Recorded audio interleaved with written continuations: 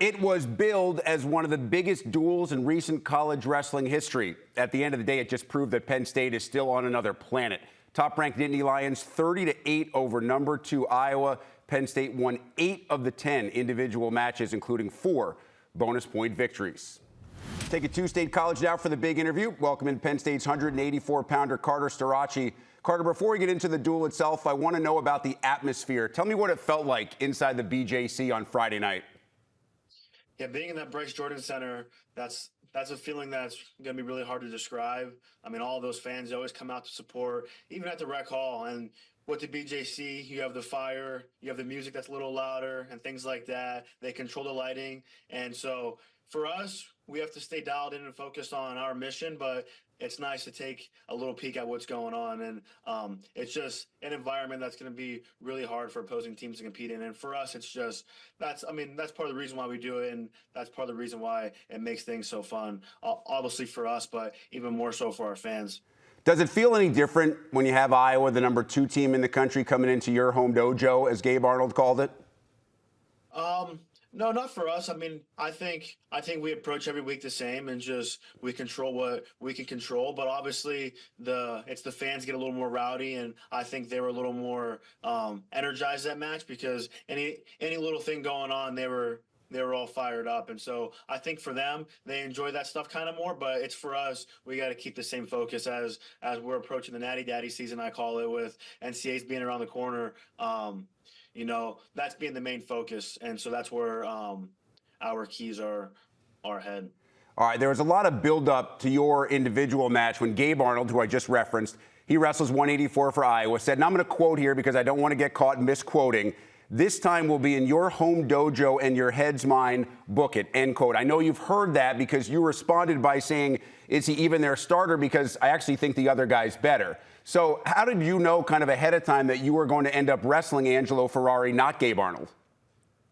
I mean, you got to realize, man, I've been in this sport for a long, long time. I'm a veteran in the sport, and I mean, I'm around great minds like our coaching staff and our teammates, things like that. So I know what's going on, and you can maybe fool other guys and other teams, but you can't pull one by us. And so I just feel like we're just well equipped all around the board and things like that. And as long as for his comments, things like that, I mean, I'm all for that kind of stuff, because I think that's part of the sport, and I think that's part of the excitement. But at the end of the day, you got to make that walk and things like that. But like I said, I mean, it was just another showcase for us and our team to go out there and honestly just have fun. And like I said, for us, it's not so much about these duels and these individual matchups, because at the end of the day, it's about winning the national title. I'm curious, for you, what's the approach to this kind of thing? I know you've said you've been around, you've done that, you're a veteran, you're not a guy who's going to get fooled or hoodwinked, but you also know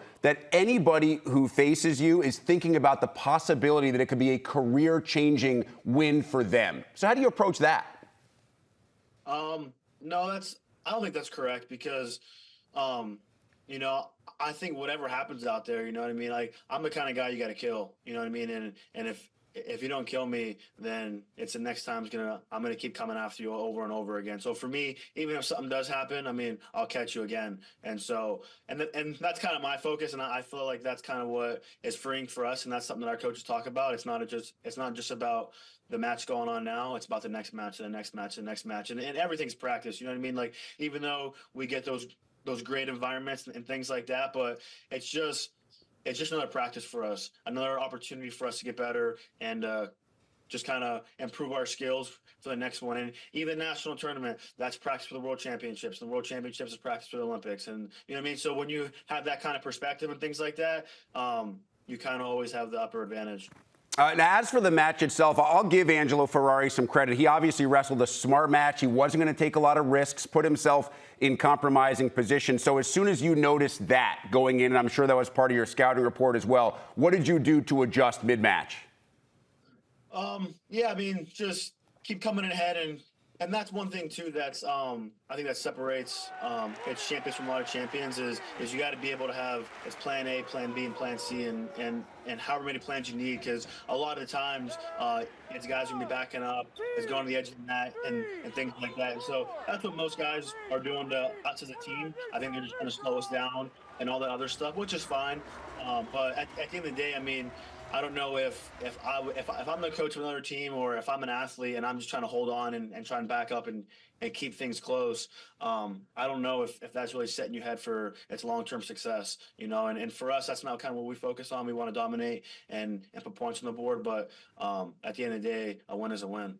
Yeah, and the domination in the duel kind of really started in the middle. There's a split at 25 and 33, and then Bo does his thing at 41. But I felt like the tide really turned. The momentum got rolling at 49. I mean, Shane Van Ness goes full swipe session in the second against a really good opponent in Kyle Parko. What's it like to see a teammate just racking up points like that and getting the crowd in an absolute total frenzy against such a good opponent from Iowa? Yeah, I mean, Shane's he's one of the best wrestlers in the country. I mean, even last year when he was injured, he kind of knew he was a guy that he was right there to win a national title. And he's a guy that he puts in all the work.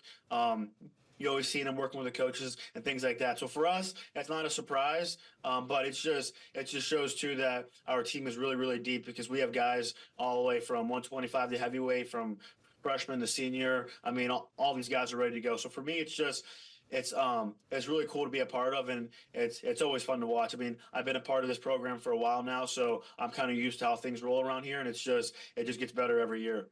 And it got even better at 57 because Tyler Kasak takes down the #1 ranked wrestler at that weight class, and Ja'Cory Teamer hadn't wrestled a lot, but obviously has great history both nationally and at Arizona State. But the moment maybe the entire duel, right, comes at the end.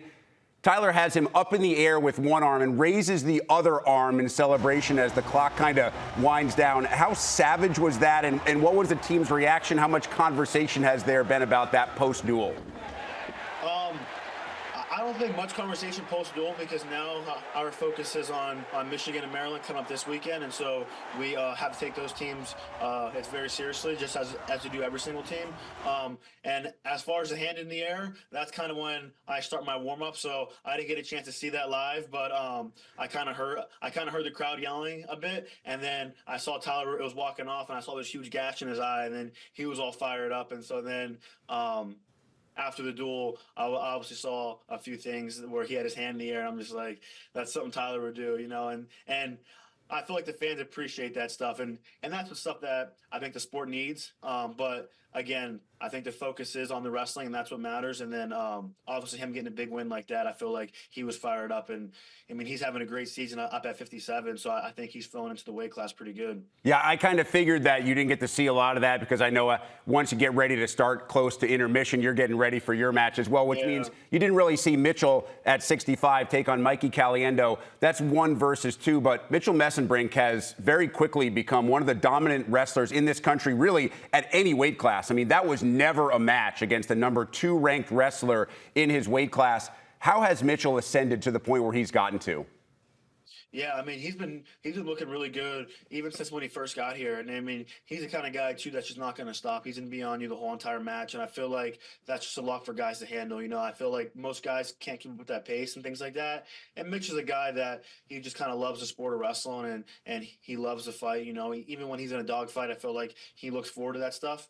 And so, I mean, he's doing a wonderful job this year. And obviously, like you said, him going out there and really dominating that guy. And I think he's beat that guy a few times. So I'm not too sure if that guy wants to wrestle Mitch again. He's doing a good job really separating himself from the field. Yeah, that's 4 straight over Caliendo, counting last year, 3 meetings, and this year as well. Hey, Carter, let's get you out of here on this. I know you're a process-driven guy. You're thinking about next man up, next matchup. But we have to have the conversation, at least here in the media and those who follow college wrestling, about the fact that you have a chance to become the first ever 5-time national champion in the history of this sport. How much have you allowed yourself to think about that? Honestly, not much at all, because like even last year, I mean, everyone was talking about, oh, you're gonna be the first 4-time Penn State champ at the first 4-time champ at Penn State, and then you'll be like the 6th ever, and then you and Eric be the first. So it's always going to be something, you know what I mean? And now this year it's the 5th, and then maybe next year some other kid has opportunity or their team. So it's always going to be something, and I feel like that's kind of what sports are designed for, and I feel like that's what creates stories and hype, and which is all good. But for me and my job, I got to stay focused on, like I said, on Michigan and Maryland. And then I feel like when you kind of have that perspective, that kind of takes care of all the things down the road. So for me, it's just about going to practice today, getting better. And obviously, I mean, winning a fifth national title is cool and great. But for me, I mean, all that stuff kind of comes and goes. And I feel like something that I've learned just through being in this program, because when I first got here, I mean, I was like, I want to win. And obviously, I still want to win, but it's more so just about who you're becoming in the process and the man you are, because like I said, all this stuff is cool now, and then in a couple of years, it's going to be something else. So it's kind of like what's going to stay with you forever, you know? And obviously that these national titles aren't going anywhere. They're going to be at my crib forever, but I feel like there's a deeper meaning behind all that stuff. Some great perspective from one of the greatest to ever do it at any weight class. Carter Starocci, truly appreciate your time. Wish you the best of luck the rest of the way, man. Thank you. I appreciate it.